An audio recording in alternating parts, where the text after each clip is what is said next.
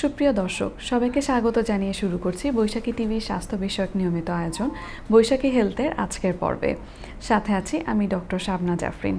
Cancer কথাটি শুনলে আমরা সবাই খুব ভয় পেয়ে যাই এবং ভয় পাওয়াটা খুবই স্বাভাবিক, কিন্তু সঠিক সময়ে যদি আমরা একটি রোগ নির্ণয় করতে পারি এবং তার চিকিৎসা দিতে পারি তাহলে এর প্রকোপ কিছুটা হলেও আমরা কমাতে পারবো।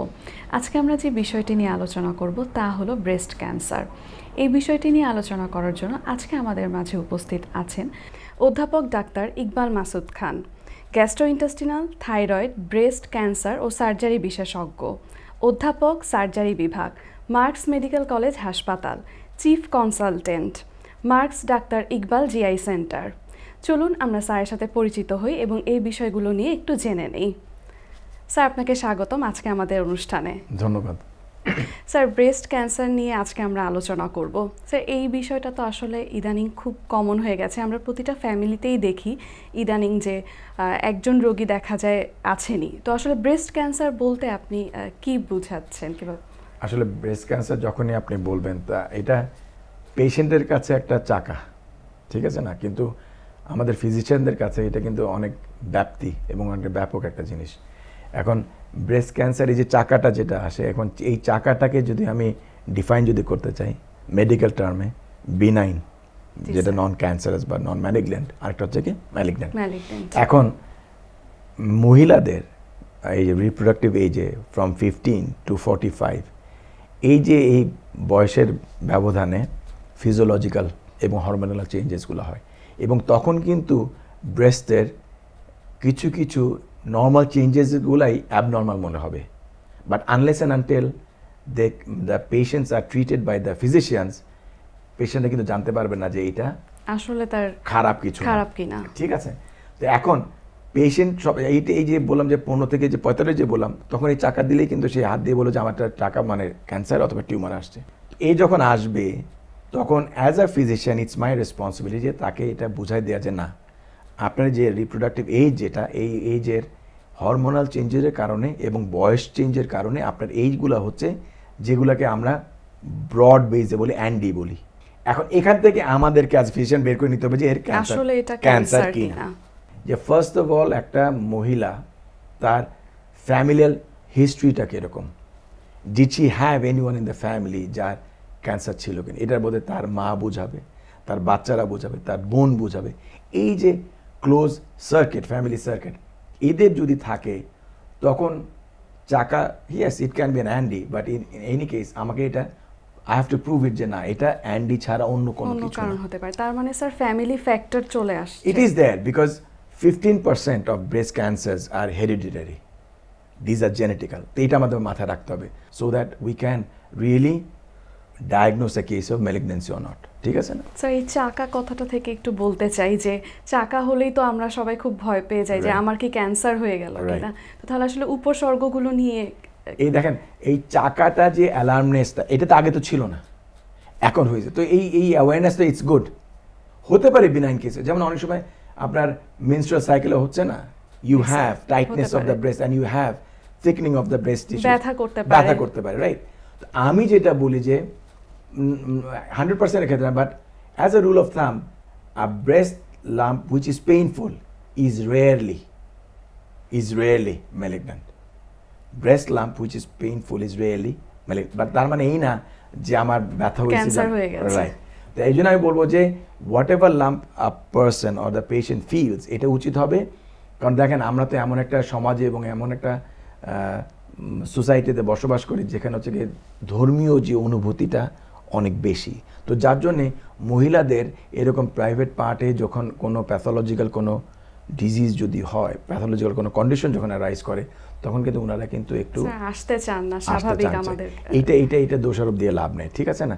তো দেখা যাবে যে আর এই ম্যালিগন্যান্সি অথবা ক্যান্সারগুলো যখনই হয় 50+, তো যখন 50 বছরের ঊর্ধ্বে যখন মহিলার এরকম একটা প্যাথোলজিক্যাল কন্ডিশন রাইজ যখন করে, সে এটা ঢেকে রাখতেই পছন্দ করে যে কাকে বলবে, কার সাথে শেয়ার।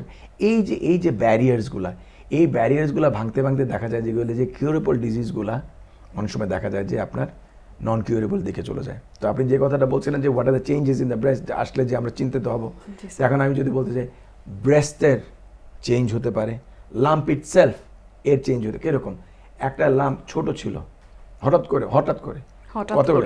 করে বেড়ে গেল, সফট ছিল অথবা সেমি সলিড ছিল, হঠাৎ করে দেখালো হার্ড হয়ে গেল। নাম্বারস, একটা নাম্বার ছিল দেখালো 2-3-4 নাম্বার হয়ে গেল, ঠিক আছে না? আচ্ছা, এটা গেল লাম্পের বেলা। আর ব্রেস্টের কি হইতে পারে? ব্রেস্ট হয়তো দেখা গেলো যে ব্রেস্টে হঠাৎ করে টোটাল ব্রেস্টে হার্ড হয়ে গেল, চামড়াটা টাফ হয়ে গেল, নিপলসগুলো রিট্র্যাক্ট হয়ে গেল, নিপল দিয়ে ডিসচার্জ আসলো। অনেক সময় দেখা যাবে যে বগলের নিচে হাত দেখলে চাকা আছে। সো দিজ এই যে কটা বললাম, these are all changes of malignancy, or these are all Cynos and symptoms of malignancy. Sir, এখন হচ্ছে কারণগুলো কি হতে পারে আমাদের ফ্যামিলিতে যে এই যে আমরা পাচ্ছি, নিশ্চয়ই এর পিছে কোনো এখন মানে সাবস্ট্যান্সিয়েট করার মতো ওরকম কোনো কারণ নাই, বাট আমরা যেটা বলি 15% অফ দ্য কেসে আমরা হেরিডিটি বলে, জেনেটিক্যাল বলে আমরা ছেড়ে দিচ্ছি। But there are certain factors, যেরকম স্মোকিং, অ্যালকোহল, HRT মানে হরমোন রিপ্লেসমেন্ট থেরাপি, ওবেসিটি, ঠিক আছে না? তো এই জিনিসগুলো দে কন্ট্রিবিউট, ঠিক আছে না?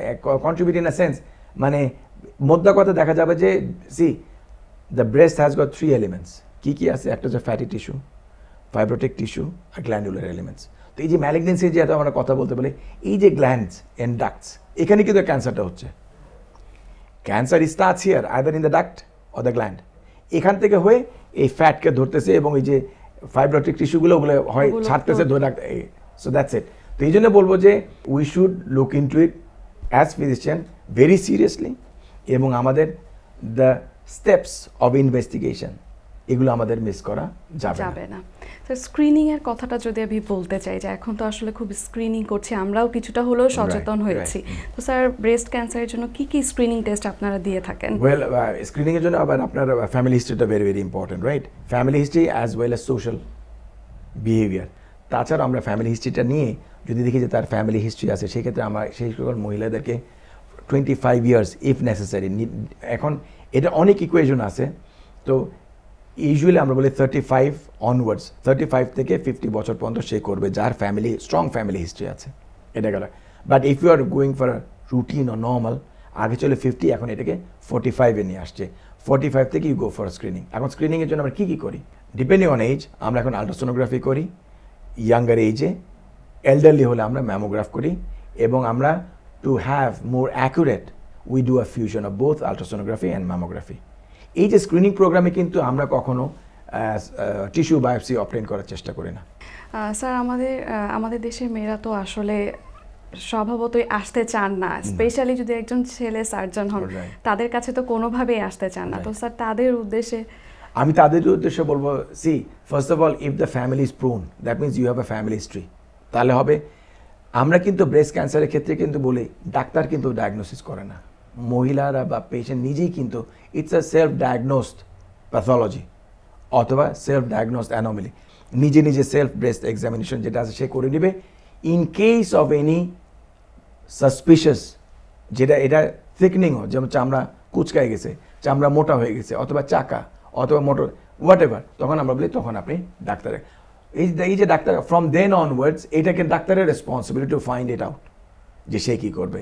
এই জন্য আমরা এই যে ট্রিপল অ্যাসেসমেন্ট যেটা বলি, clinical examination, scanning and tissue obtaining. এখন ইনভেরিয়েবলি দেখা যায় যে টিস্যু অবটেনিংটা আমাদের অনেক সময় মানে জরুরি হয়ে পড়ে। টিস্যু অবটেনিং বলতে আমরা বলি বায়োপসি, যেটা কোর বায়োপসি আমরা বলি, ট্রু কাট বায়োপসি যেটা আমরা বলি। তো এখন এটা দরকার হয় এই কারণে, because if you can detect see a breast in an early stage, you can say that you can cure the disease. বাদ বাকি আল্লাহর ইচ্ছা, ঠিক আছে না? তো এই জন্যে মানে without a true cut the whole diagnostic process is incomplete.